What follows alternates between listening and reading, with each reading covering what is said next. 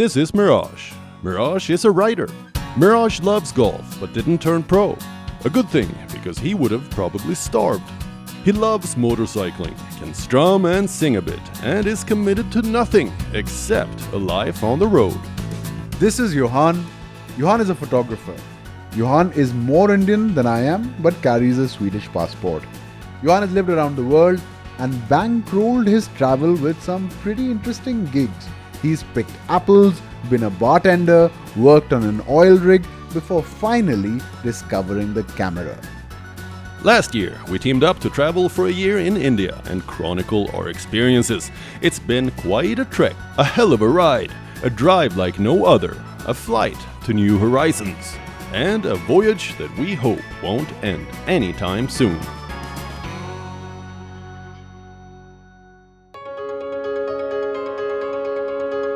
Ladakh's first city, Leh, and surrounding villages are valley oases of green, sequestered from the rest of the world by craggy, snow-capped peaks with precipitous passes that need to be traversed to go from valley to valley.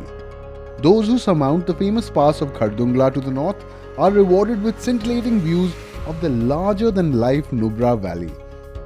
The lakes, especially Pangong Tso, are every bit as gorgeous as you'd imagine them to be, but Pangong's beauty has lately been threatened by Bollywood-related tourism. 3 idiots are all this pristine lake can handle. It doesn't need 2 more. Mountain-framed Leh thrives on Buddhist tenets. The stupas and crumbling mud brick houses of the old town coexist peacefully with souvenir shops and cafes in the main market. From here, a web of lanes fans out into a patchwork of barley fields, narrow footpaths, and gushing streams.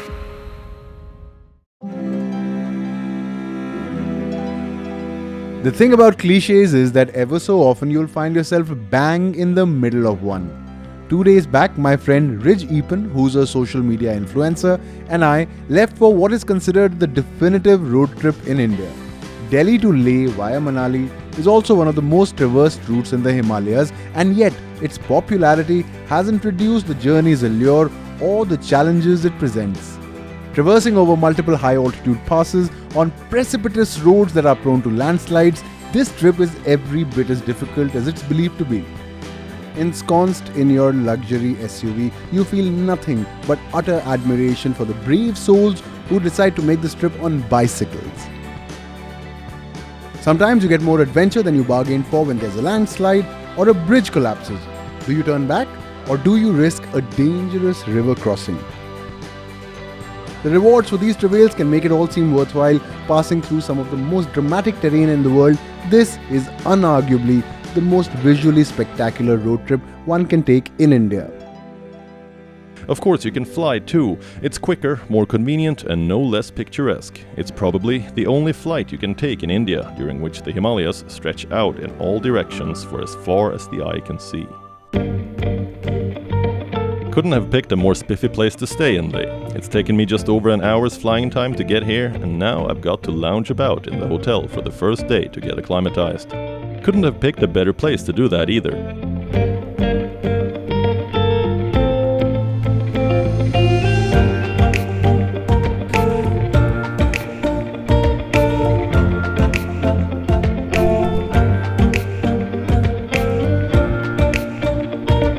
The Grand Dragon Hotel is just over a decade old and built in traditional Ladakhi style, flat roofs and all. The rooms have large bay windows that face a Himalayan panorama, with Stok Kangri looming tall on the horizon. Leh is enchantingly pretty and refreshingly low on concrete. It transforms into a charming cosmopolitan hub in the summer, but autumn, in full spate this month, is really the prettiest time to visit. I have a day to kill before Rich and Meraj fetch in, and I'm going to use it to walk around town. Unlike other places we visit, I know precisely what I want to buy in Leh. A genuine turquoise stone. Hello sir, welcome. How are you? Fine. I'm actually looking for these kind of turquoise. I'm looking for something that I can have, maybe for a ring or something. Alright, you want a standalone piece? Yeah, we have this side.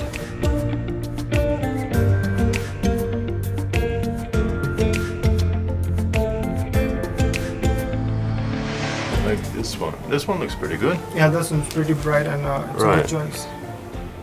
pretty And then light fit- and bright, and it's also yeah. got some nice grains in that in there. Right. It'll I'll- fit perfect for your ring. Yeah, I think so. That should work. I'll take that one. All right. Thank you.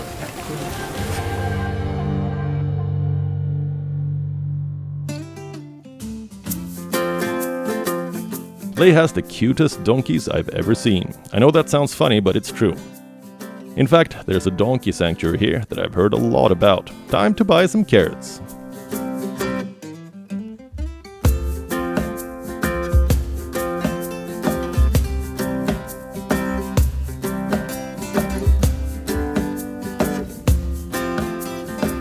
Hi. How are you? Hi, Orient. How are you doing? Stanny? Yep. Nice to meet you. Same here, bro. Oi, oi! Do you want to get some carrots? You want to help me feed these guys? Yeah, why not? I brought a big bag. Hey, guys. This is their That's- favorite food. Yeah, it is. They love this carrot. Great. That's why it's on the board on the front, huh? Yeah. Hey, Here you go. carrot.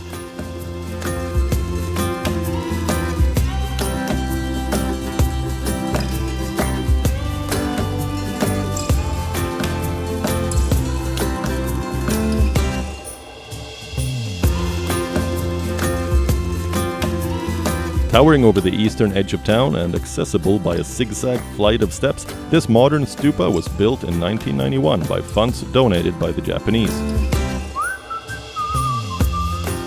The giant dome-like structure houses an impressive Buddha statue, but the single biggest reason to visit is the wide-angle panorama stretching from Kardungla in the north, Stukkangri and other snow-capped peaks in the south, and down to the town and the valley. Not surprisingly, the photo op potential is significant. Do carry your camera.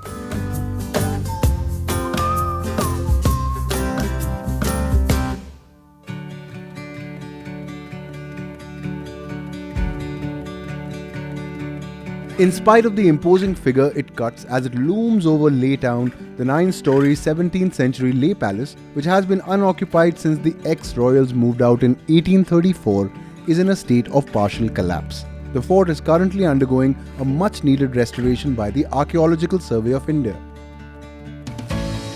In the 17th century, when Leh Palace was constructed, the residents of Leh lived in a walled area directly below the palace. This old town stretched down from the palace all the way to the polo ground in the south. Besides houses, the enclave also had the city's main marketplace and remained the cultural, mercantile and religious hub until the mid-19th century. Recognized as an endangered heritage zone, the old town was included in the World Monuments Watch list in 2008 and is now the focus of restoration efforts. We're taking a walk in the old town today. Accompanying us is Tashi Morup, the project director with the Ladakh Arts and Media Organization.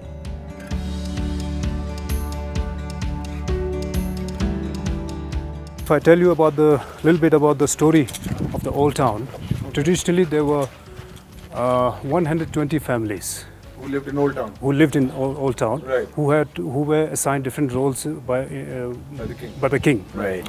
And we have the 17th century Leh Palace also. Right. So there were 60 families on this side and the 60 families on the other side. And there used to be a dividing wall also, which I'll show you later. Right. Palace and 60-60. 60-60, yeah. wow, okay. So those two settlements were called Skjamos Tukchu and Goksum Tukchu.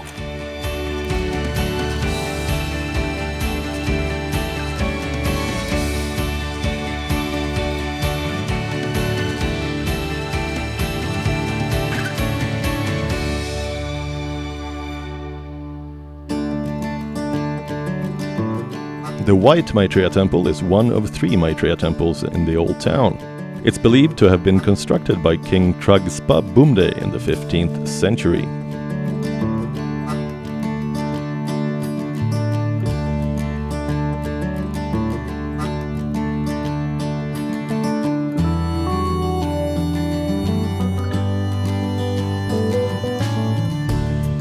Lamo, which is based in Old Town, is a not-for-profit organization that works with reviving traditional art forms and preserving the creative heritage of the region.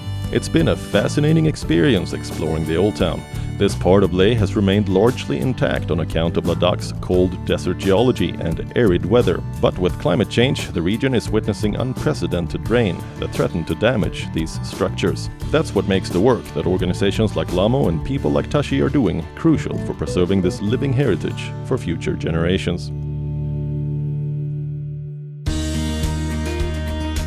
For me, a trip to Leh is synonymous with a motorcycle ride.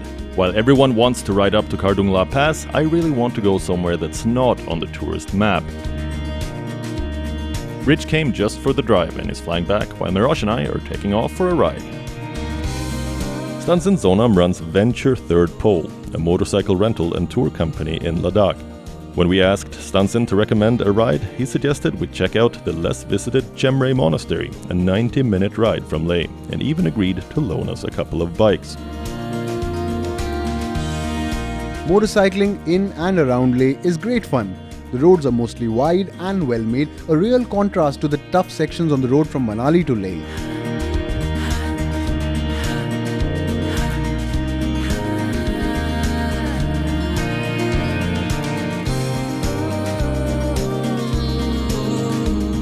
Chemrey Monastery is typically not on the tourist map in Leh and is lovelier for it. This gorgeous structure, like other monasteries in the region, commands a vantage point on top of a hill northeast of Karu on the road to Pangong Lake.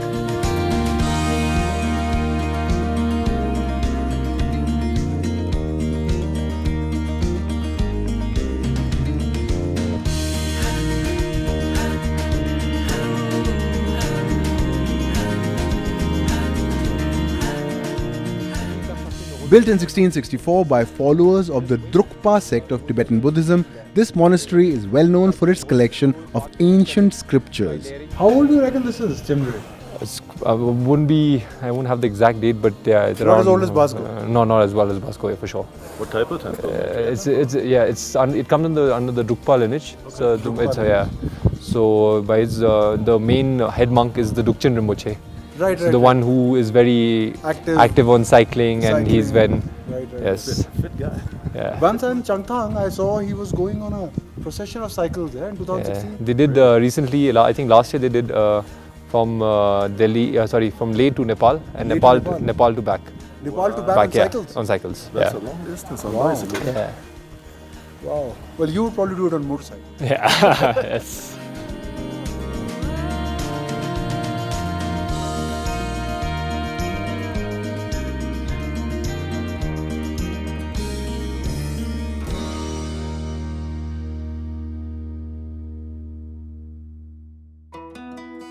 Rafting and kayaking enthusiasts make a beeline for the Indus River, which offers a combination of exciting yet safe stretches.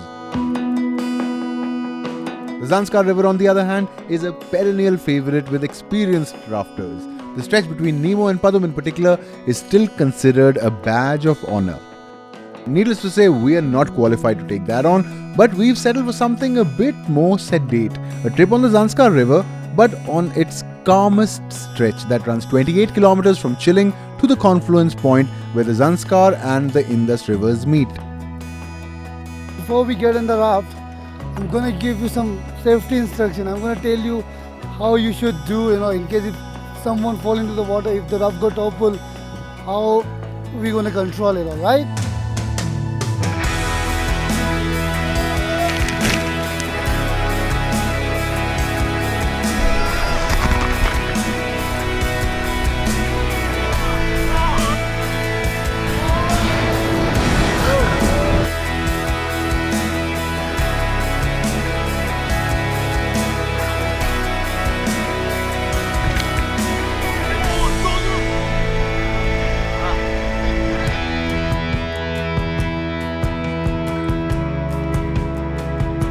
Rafting is a lot of fun, but you always end up peering at the kayak accompanying the raft and wondering how much fun the guy in the kayak must be having. And after seeing these pro kayakers today, I'm really motivated to learn. Rivers are such magnificent forces of nature, you tend to forget just how grand, how imposing, how loud and how pretty they can be. Nature is truly in its element in Ladakh, majestic, larger than life and infinite.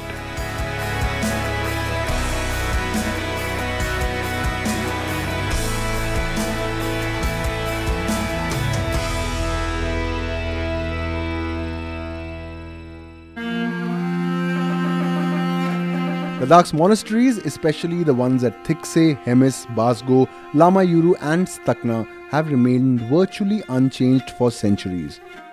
Crucial to their preservation is the fact that these monasteries aren't historical relics but continue to play a central role in the lives of Buddhist residents of Ladakh. Time seems to elapse slowly at these ancient repositories of Buddhist scriptures, giant Buddha statues, and dim rooms illuminated by flickering oil lamps. Monks clad in their ceremonial red robes go about their daily rites, chanting prayers, rosary beads moving slowly in their hands.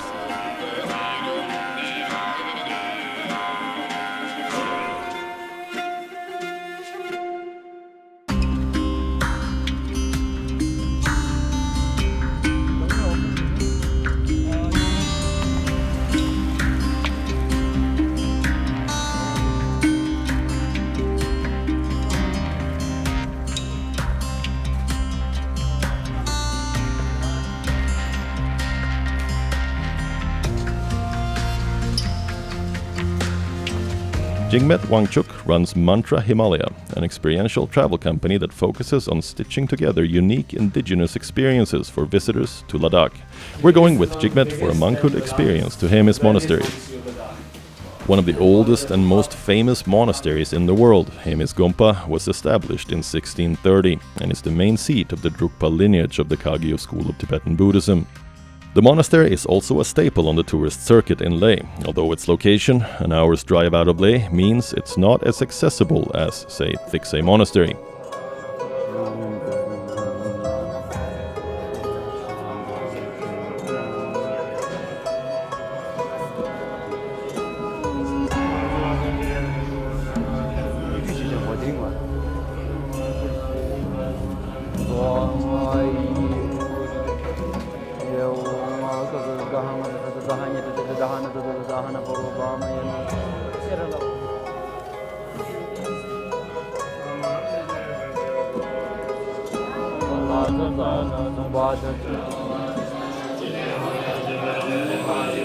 The location on the slope of a hill in a large valley is absolutely spectacular.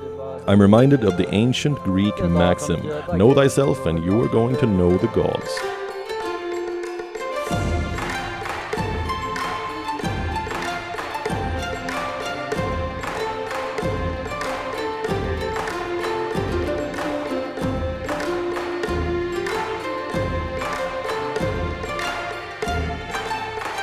At the end of the day, something Jigmet said about Meraj and I being focused on the world out there stuck in my head. What he meant was that as travelers, the notion of being confined to a monastery, large as it may be, might strike us as being incredibly circumscribed. From whatever we've seen today, I think the life a monk leads is focused on inner travel. Our lives, specifically Meraj's and mine, are focused singularly on avoidance of existential dilemmas. There are books to read, places to see, and people to meet. And if it's alright with Socrates, our unexamined lives are entirely worth living.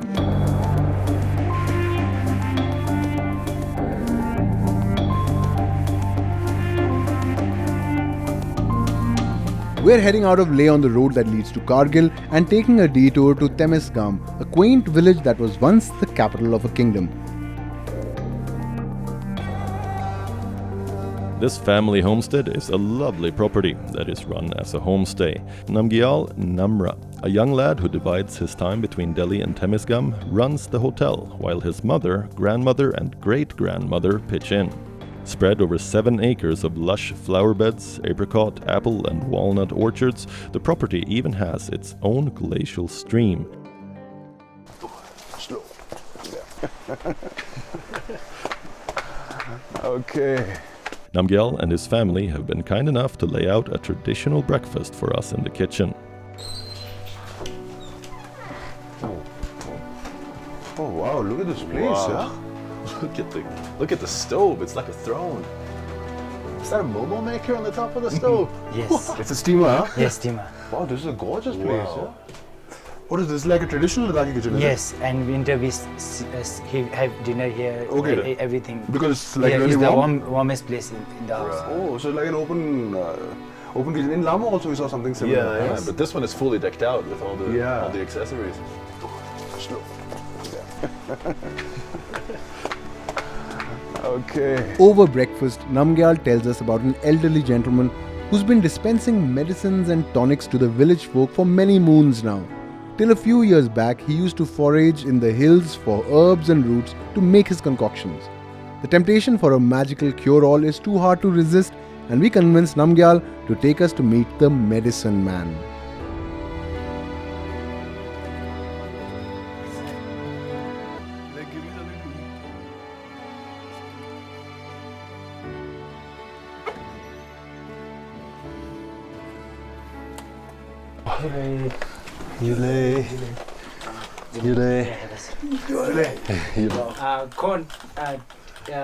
Divina questions no do chala tapi putting ginwala yung suno.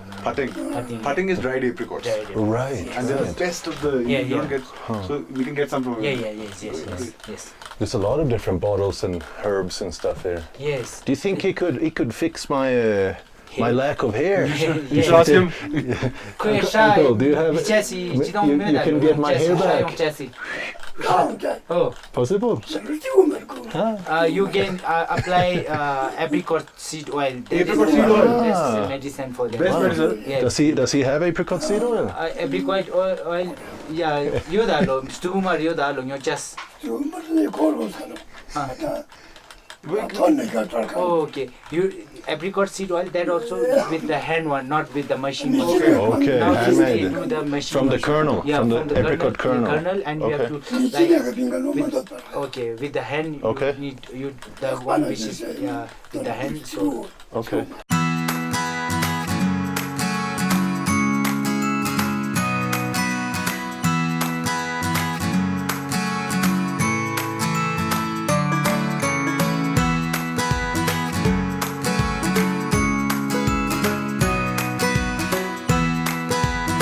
From Temesgam, we're heading first to the villages of Da and Bema, where the second edition of the Aryan Festival is being organized, while Meraj and I have managed to find accommodation in a camp nearby.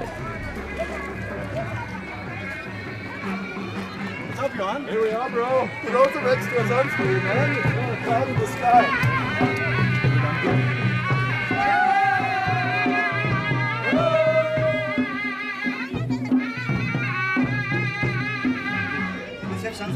Oh, thank you, sir.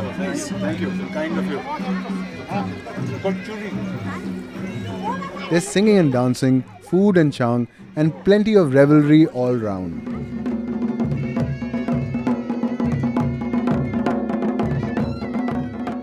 These people do look very different, and they're obviously a bit shy around outsiders.